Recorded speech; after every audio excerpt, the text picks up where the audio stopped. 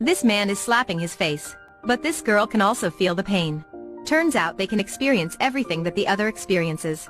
So if he hits him, he also hits her. This happened 20 years ago when Dylan was at school with a group of his friends. Suddenly, he holds the table tightly and keeps shaking non-stop.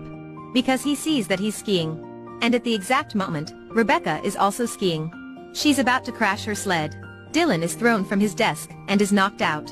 This is the first time that they can feel each other. But they don't know that. 12 years later, Dylan has just recently gotten out of prison. While he's driving, Dylan finds that he's holding women's underwear.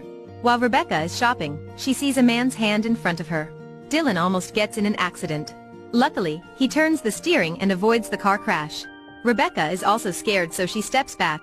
After that, they are surprised when they learn that they can see what the other is looking at. If they speak aloud, they can hear one another. No matter two people are thousands of kilometers apart. Dylan asks her and then finds out that they are on the same day. But Rebecca's place is 2 hours faster. Dylan immediately screams, "OMG. You're in the future." But she responds that, "No, I'm in a different time zone." A policeman suddenly comes and checks if Rebecca is okay. Rebecca then disconnects. After the policeman goes away, she rushes to go to a remote place and reconnect. Rebecca can control their connection, but Dylan cannot. So they decide to talk about all of this. Rebecca is married to a successful doctor. While he is watching TV, she goes to the living room to talk to Dylan.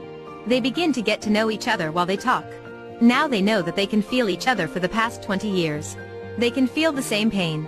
Their foreheads also have the same scar. The next day, Dylan has come up with an idea.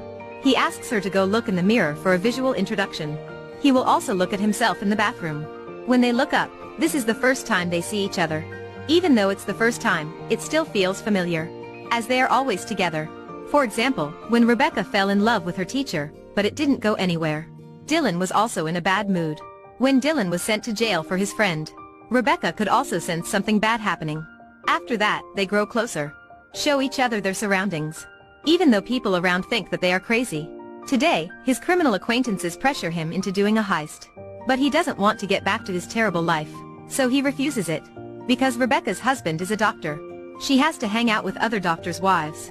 Their flatter makes her feel uncomfortable. She's visiting her husband, Philip, in the hospital today. But when she comes, he has to change his plan. So he's not really happy. But he still kindly introduces her to his friend. Rebecca says hello and then leaves. Unexpectedly, after she left, Philip asks his friend, "We should spend some time to talk to her." Which means that he can also see something wrong. He thinks that she has a mental problem. This friend is a psychiatrist. Rebecca comes back home. In Dylan's perspective, she sees a bar. She can even see a girl is waving at him. She helps Dylan to ask her out. Then he successfully invites her to come over for dinner on Thursday. That Thursday, Rebecca and her husband also go to a party. During the party, Rebecca just pretends to talk to those high-class people. But her mind is thinking about Dylan. She's watching his date with the girl. But Dylan is not that lucky, that girl is so picky. She then silently helps him out. Suddenly she pushes the table in front of her away. Then screams, "Hot, hot, hot." Turns out Dylan's stove is on fire, he's most burned as well.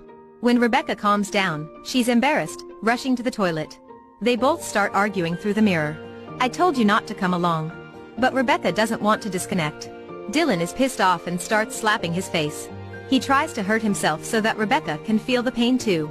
At the same time, the other girl is also scared of him. Coming back home, Philip is puzzled and disturbed by her odd behavior. But Rebecca doesn't know how to explain. As he has never listened to her seriously. She doesn't want to party all day like that anymore. Dylan can feel Rebecca's loneliness. All of his relatives have broken off their relationship with him. Their loss makes them feel sympathy. Even though they have never met. Today when Rebecca is talking to Dylan, one of her friends thinks that she's having an affair. She asks, "You've been seeing someone?" Rebecca immediately rejects it. Dylan, on the other hand, seemingly talks to himself. And loses his post-prison job when customers are concerned with his mental state. His friend who asked him to steal things also comes. Because of that, both of them are now in a very difficult time. Rebecca goes to the place where they first got the connection. She wants to end this connection, but Dylan doesn't want it. Dylan goes to a bar to talk to his friend about a business. Then he suddenly falls to the ground.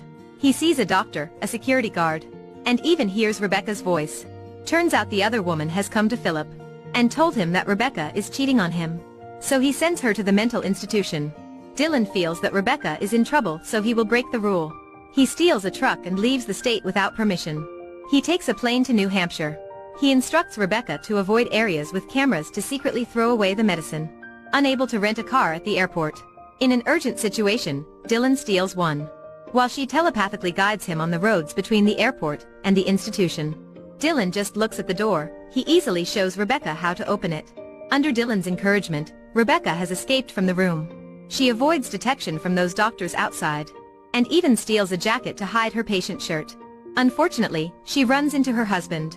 So she pretends to be calm and passed by. "What are you doing?" Philip sees her and asks. Subsequently, she punches him in the face and runs away. While Dylan is being chased by several police cars. They end up on foot running. Then they hear a train on the way. So they run through the woods towards a train. At that moment, they both can feel each other's heartbeat. They now meet each other for the first time at the railway. They manage to climb into an empty boxcar. Dylan has caught her hand.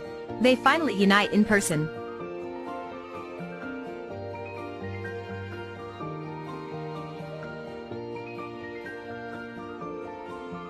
This movie ends with a happy ending.